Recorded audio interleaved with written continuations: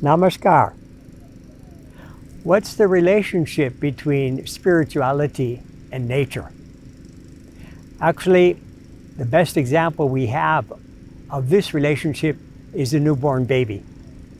Their purity, their innocence, and their joy make all of us happy to be around the infant child, because they've just come from the world of spirit and they've come in the physical form.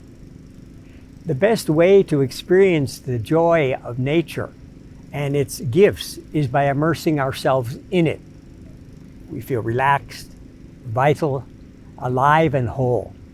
And we appreciate God's gifts in the form of the cool breeze in the summer day, or the swift flowing rivers and waterfalls that provide energy to our bodies, or the gifts in the forests, and so many other ways that make us feel so much connected to that higher consciousness when we're in nature. Most human beings today, they live in cities, and many of our illnesses today are because we're disconnected from nature by the way we live. Most of our lives in offices, cars, in our homes, and we get very little time to go outside, maybe even to see the sun. Some cities are so big, like Mexico City, 20 million plus people. So the paved streets and tall buildings don't allow us to get any sunshine or fresh air. For those that live in cities, it's very important, once in a while, maybe at least once a day, to get out into a park. Otherwise, that stress and tension that can build up can easily lead to depression and anxiety. So nature manifests itself in so many ways. And one of the ways in which we see it very obviously is when we're in the forests. There's so much abundant wild food. The yogis used to live in the forests, and they would enjoy the fruits and the berries that were there.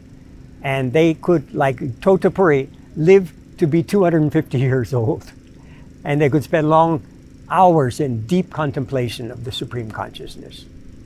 When we live in big cities, however, sometimes there's so much traffic and noise that we have to exit them. You have your own experiences in big cities where you come from. When it comes to the holiday time, the cities are empty. I remember in Buenos Aires, this would happen in the summer month of July. Or in Manila, in the long Easter weekend, the inhabitants would go to visit their friends or family, or maybe their second home in the countryside. And the normal route of the traffic that would take 3 hours on a normal day would take only about 20 minutes to navigate on that long Easter weekend.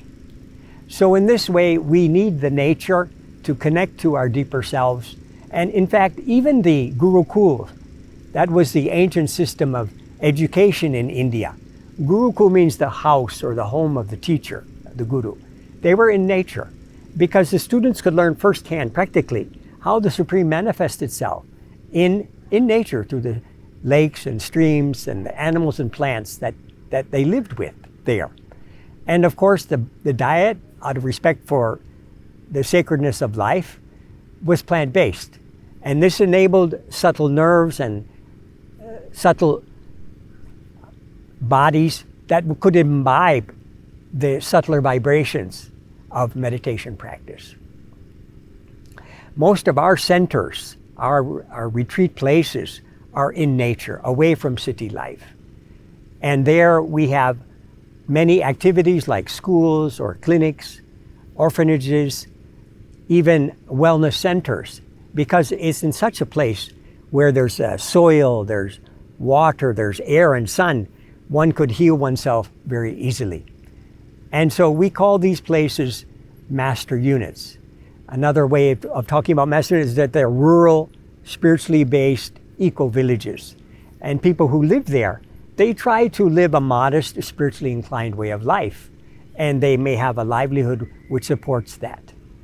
So some of the happiest times I've ever experienced were in these master units. And I've lived, for example, in Argentina and more recently in Eastern Canada, South Korea, and more recently in Eastern Canada. And when we would spend the whole day weeding, harvesting, and growing the fruits and vegetables and herbs that would be our food for the entire year. And I remember the Dada who I was with, he was from Ivory Coast. And so after a long day in the garden, his way of recovering was to lie in the sun and soak up the vitamin D from the sun and revive his tired body. So another beautiful story is about a young spiritual aspirant. And he approached his master and said, "Teach me about God realization." And so the master said, instead of talking to him, he gave him his herd of cows.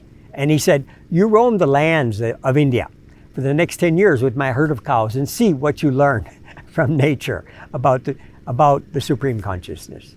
And so the disciple took the herd of cows and he learned so many things in that 10-year sojourn.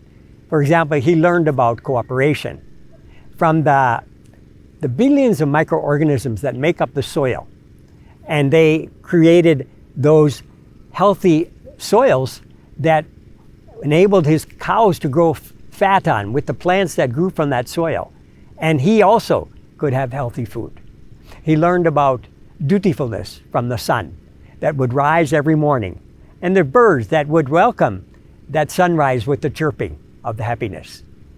He learned about generosity from the forests, where the trees provide shade, shelter, food to anyone and everyone without asking anything in return. And so he learned so many things, hospitality from the waters, who their lakes and streams welcomed fish, swans, or aquatic creatures to live there and enjoy their lives.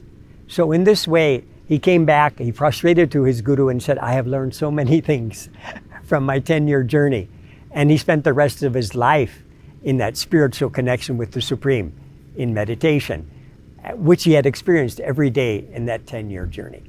Well, we may not be as fortunate as that young aspirant to live 10 years in nature with a herd of cows. But what is the lesson here?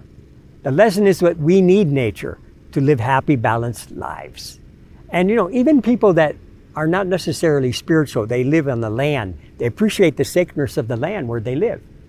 And this is the same sacredness of land that Aboriginals all over the world have for their land. So whenever we're feeling this tension or stress from city life, it's a sign that we have to seek nature, where we can get the peace and bliss, which is part and parcel of that way of life and that environment. May we all experience this every day in our lives. Thank you. Namaskar.